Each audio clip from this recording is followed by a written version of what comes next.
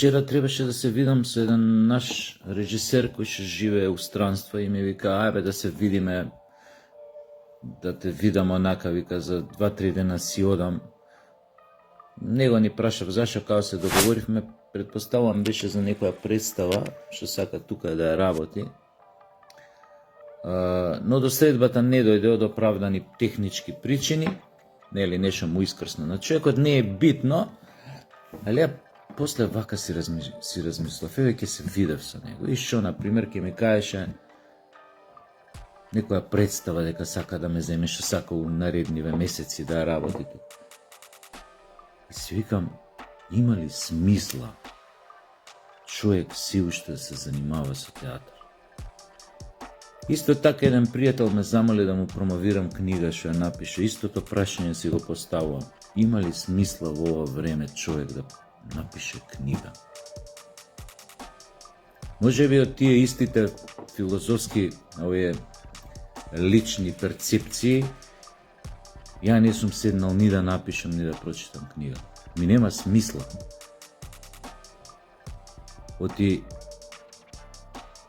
кога звецка оружјето низ цел свет, мислам дека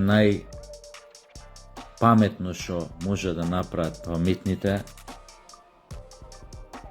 е да замолчат. Оти кога лудилото царува, на паметниот му е најдобро да молчи. Може би порано не сум мислел така, но сега тоа го мислам, особено ако се земе у предвид дека се покажа, се покажувало и ќе се покаже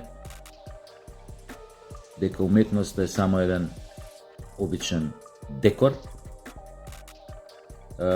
од кој што уметниците си прават филм дека се нешто многу важни,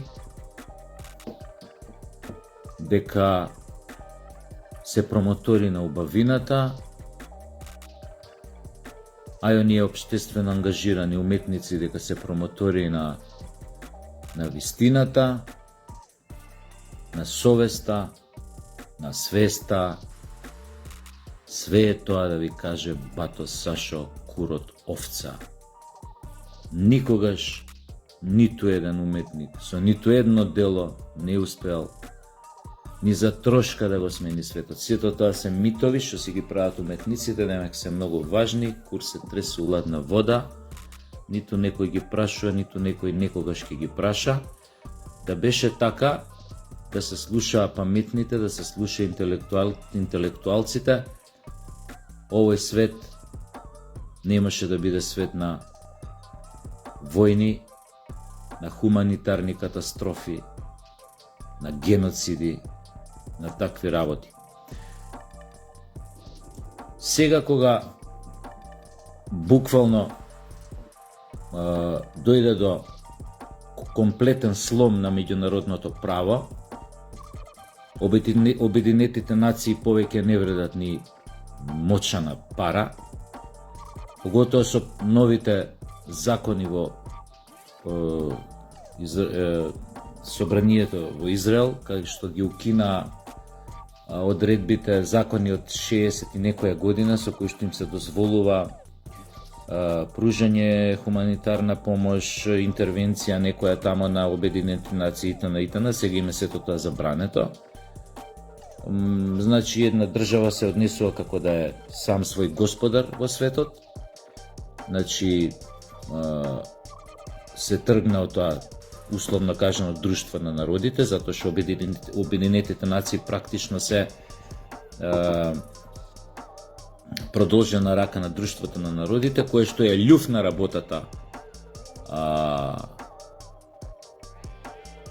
после ова Првата светска војна комплетно. Еве истото му се случува 80 години и кусур на Обединетите нации, едноставно после 1999 година со нападот на НАТО врз тогашна СР Југославија и присилното одземање на Косово од незините граници, фактички со тоа прво кршење на сите одредби на Обединетите нации, подоцна и со нападот на Ирак 2002 која година беше, со една смислена претходна кампања на познатиот шпион у таа време, двоен шпион Snowball, кој што ја истера таа кампања дека наводно ирачаните поседуваат постројки за хемиско и нуклеарно оружје, излезе дека од тоа нема ништо, дека беше уништена на суверена држава, која што беше просперитетна, како што подоцна му се случи на Либија на Гадафи, да не зборам за онаа цела арапска пролет, која што беше еден практично вовет во она што се случува во ова што се случува денес во светот.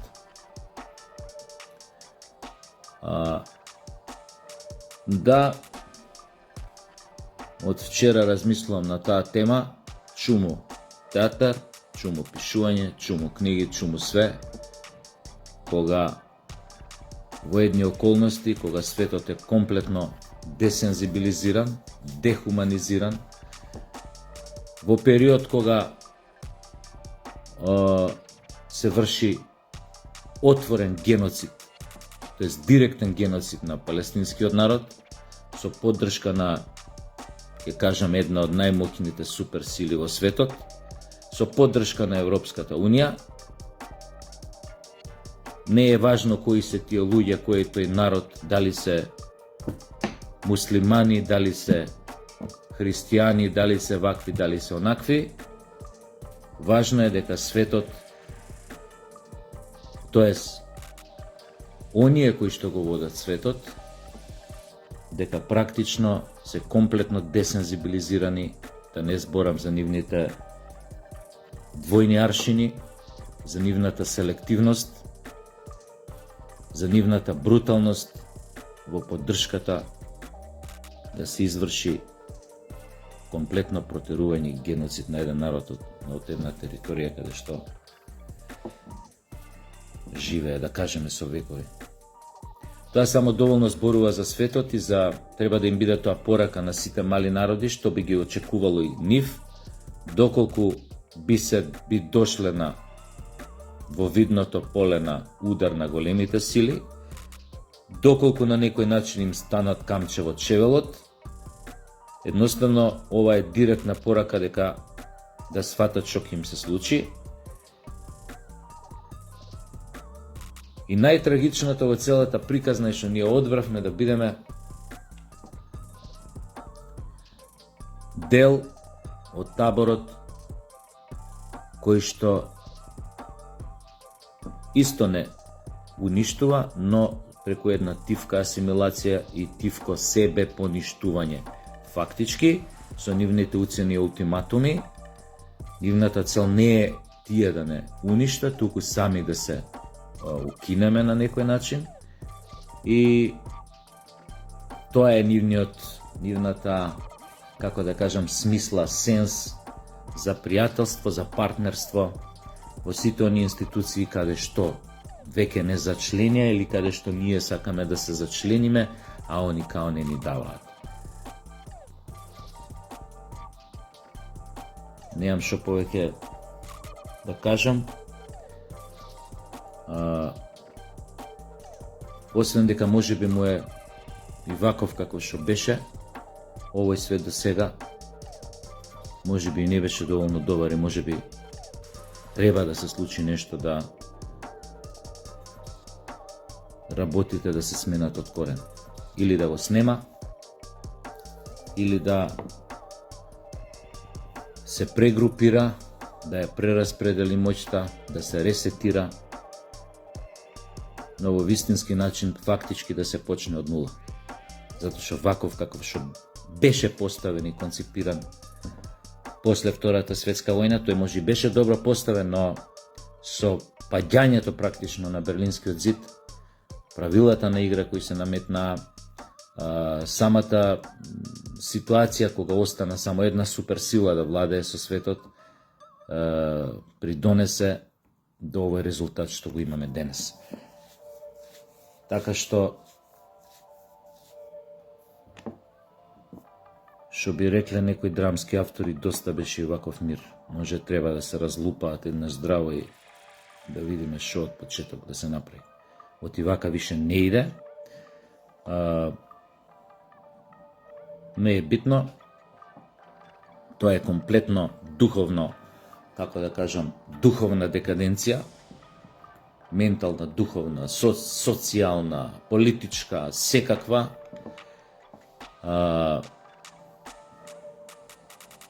Исто беше како тоа се проширува таа глобална декаденција на овие помали сегменти, како тоталитарната идеологија ја менува свеста кај луѓето. Ми е класичен пример ова еден наш сограѓанин на свадбата со неговата сегашна сопруга го вика и низиниот дечко.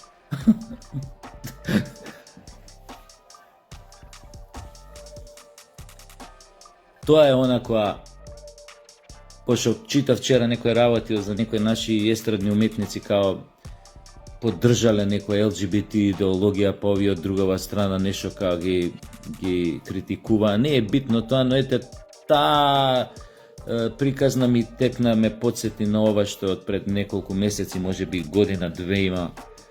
Да, ја го покани на свадба и се сликаше со него, оти вика дека, замислете, тоа се негови зборови, дека тоа што жена му сегашна има дечко, тоа е дел од незиниот идентитет.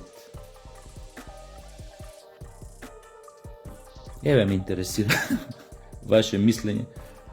А ја викам, све тоа изгледа резултат на тоа кој ќе се работи за млад брачен пар, многу млад. Тоа е она која ќе ти го измијат мозокот и која ќе ја убијат можеби машкоста во тебе со разноразни доктрини и идеологии и можеби со вишок естроген додаван во храната као хормони, за кои што не се ни збори овде. Ако го кажеш, нели, одма ќе те обвина дека си теоретичар на заговор, но сето тоа веројатно неверојатно него ја менува свеста кај луѓето и прави од нив нешто што не се, тоест ги отргнува од нивната автентична природа, во случајов, нели, од неговата машкост. Еве, да ве прашам, дали вие на вашата свадба би си го поканили дечкото на вашата идна сопруга и да направите една фамилијарна фотографија со него. Јој, Путине, брате, стискај тоа копчињата побрзо, си еба мајката све.